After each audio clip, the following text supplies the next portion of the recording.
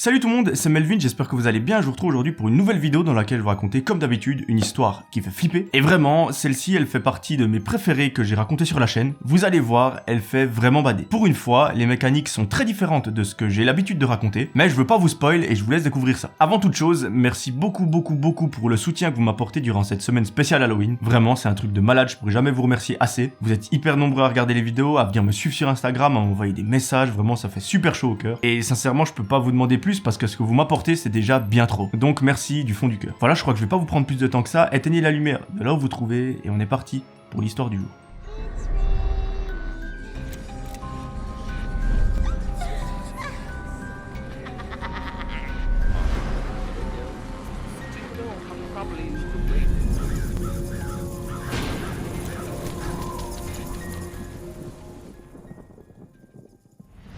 Aujourd'hui, mes amis, c'est l'histoire de Lara. Au moment où tout ça se passe, Lara a 16 ans, elle vit avec sa maman, elle n'a pas de frères et sœurs et son père, elle le connaît pas. Elle nous raconte qu'elle ne l'a jamais vu, elle ne l'a jamais connu, elle ne sait pas qui c'est. Ça a été très dur au début de sa vie, mais aujourd'hui, elle arrive à faire le deuil de tout ça. Avec sa maman, elle nous raconte qu'elle a une relation très fusionnelle, elles se quittent jamais, elles s'entendent à merveille, elles font beaucoup d'activités ensemble, elles se parlent de tout. Et Lara nous avoue que vu qu'elle n'a pas de père, eh bien ça l'aide beaucoup à avancer. Et sincèrement, quand on a une situation comme ça, où on n'a pas de père, on n'a pas de frères et sœurs à qui parler, ça doit être difficile. Au niveau des études, tout va très bien pour Lara, elle a des excellentes notes, elle s'en sort très bien, elle a déjà un parcours de vie qui est tracé, elle sait exactement le métier qu'elle veut faire plus tard, elle veut travailler dans les soins, aider les personnes, et ça c'est magnifique. Depuis quelque temps, la vie de Lara a un petit peu changé. Effectivement, sa mère a récemment trouvé une personne avec qui partager sa vie, et c'est juste trop cool. Lara, elle voit sa mère super heureuse avec ce garçon. En plus de ça, il est super sympa, avec Laura, il la gâte de cadeaux tout le temps, il est super gentil avec elle, donc que demander de plus. Un fameux jour, lorsque Lara est dans son lit, elle s'apprête à s'endormir, lorsque sa maman entre dans sa chambre. Là, elle s'assied au pied du lit, elle lui dit « Écoute Lara,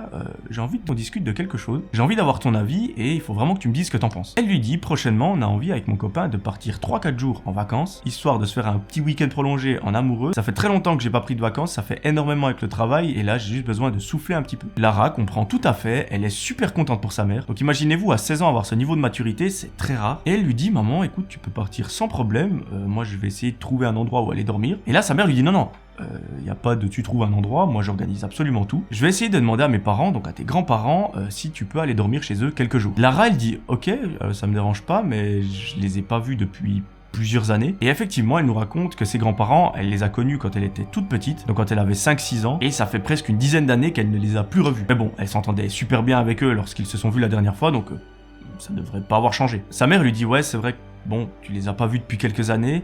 Malheureusement, c'est un peu le seul endroit où tu pourrais dormir. Donc écoute, ce que je vais faire, c'est que je vais les appeler et je vais regarder avec eux si tu peux aller dormir chez eux pendant quelques jours. Si c'est tout bon pour eux, parfait. Et si jamais, on se débrouille. Bref, les deux continuent de parler pendant quelques dizaines de minutes et finalement, Lara s'endort.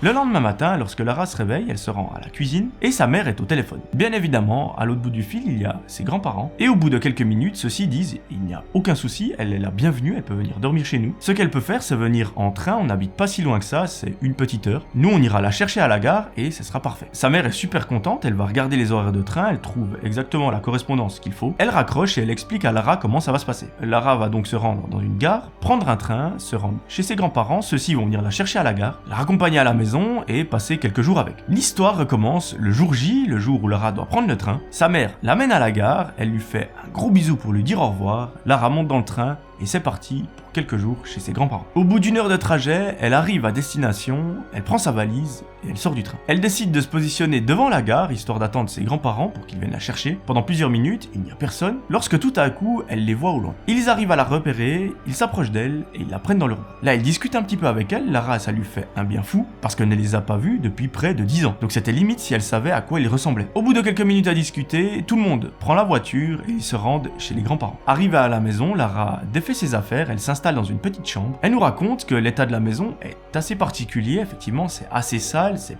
pas très beau. Il y a du bordel un petit peu partout, mais que ça la dérange pas plus que ça. Elle, sa chambre, elle est plus ou moins propre, donc il n'y a aucun souci. Pendant l'après-midi, elle regarde la télévision avec ses grands-parents, et le soir, tout le monde se met à table pour manger. Une fois le repas terminé, Lara retourne dans sa chambre, et là, elle reçoit un message. C'est sa mère qui lui a écrit pour voir s'il était bien arrivé, si tout se passait bien. Lara lui dit que c'est vraiment super cool, elle s'est installée, la maison, elle est pas très propre, mais voilà. Sa mère lui fait des gros bisous, elle lui dit bonne nuit, et elle lui dit « je t'appellerai demain ». Après ça, Lara retourne vers ses grands-parents, elle regarde encore un petit peu la télévision, et finalement, elle va dans sa chambre et elle s'endort. À un moment, Lara est réveillée par un petit bruit, et lorsqu'elle se réveille, elle voit que ses grands-parents sont derrière la porte de sa chambre. Celle-ci est vitrée, donc on peut voir un petit peu à travers, et les deux grands-parents semblent la fixer, la regarder et discuter. Lara, elle leur fait un petit coucou, elle se demande pourquoi ils sont là, mais en même temps ça la choque pas. Les grands-parents lui font un petit coucou et elle finit par se rendormir. Le lendemain matin, elle se réveille assez tôt, elle va prendre un petit déjeuner avec ses grands-parents. Tout se passe à merveille, l'après-midi ils vont même faire une promenade, et le soir, ils rentrent à la maison et ils mangent ensemble. Ils décident de mettre un film sur la télévision pour passer une bonne soirée, et au bout de 20 minutes à regarder celui-ci, Lara reçoit un appel. C'est sa mère qui l'appelle parce qu'effectivement la veille elle lui a promis de l'appeler aujourd'hui pour prendre des nouvelles. Lara décroche et les deux sont en FaceTime. Lara elle est trop contente de voir sa mère, limite elle a les larmes aux yeux parce que comme je vous ai dit elles ont une relation très fusionnelle et être loin l'une de l'autre c'est très rare. Bref, elle discute de tout et de rien, elle lui explique le trajet, comment ça s'est passé, comment se passe la vie à la maison. Et à un moment, Lara lui dit « Attends, je vais te montrer les grands-parents », elle prend le téléphone et elle les montre. Pendant quelques secondes, elle les filme, après elle reprend le téléphone vers elle, elle remet sa tête, et à partir de ce moment-là, elle voit que sa mère commence à faire une tête un petit peu bizarre. Avant, elle avait l'air super heureuse de voir sa fille au téléphone, et là, plus aucune émotion. Bon, c'est un petit peu bizarre, Lara continue de lui parler pendant quelques minutes, et à la fin, les deux raccrochent. À partir de ce moment-là, elle voit également que ses grands-parents ont changé un petit peu d'attitude et de comportement. Comme sa mère, elle a l'impression qu'ils n'ont plus trop d'émotions. Elle finit le film, elle va dans sa chambre, et elle se met au lit. Quelques minutes après, elle reçoit un message sur son téléphone. Elle se dit c'est bizarre parce qu'à part ma mère, personne m'envoie de message. Elle le regarde, et c'est bel et bien sa mère qui lui a écrit. Elle l'ouvre, elle regarde le contenu, et là... elle commence un petit peu à flipper. Sa mère lui a écrit « Ma chérie, est-ce que tu es seule dans ta chambre ?» Lara lui répond « Oui, je vais aller me coucher, je suis dans mon lit. » Et là, sa mère lui dit quelque chose qui va tout changer. Avant de vous dire ce que c'est, n'hésitez pas à venir me suivre sur Instagram, mettre un petit pouce bleu et un commentaire, ça me ferait super plaisir. Vous connaissez la chanson, je vous en dis pas plus. Sa mère dit à Lara « Ma chérie, les personnes avec qui tu es, ce ne sont pas tes grands-parents. Je ne sais pas qui c'est, mais c'est en tout cas pas eux, donc...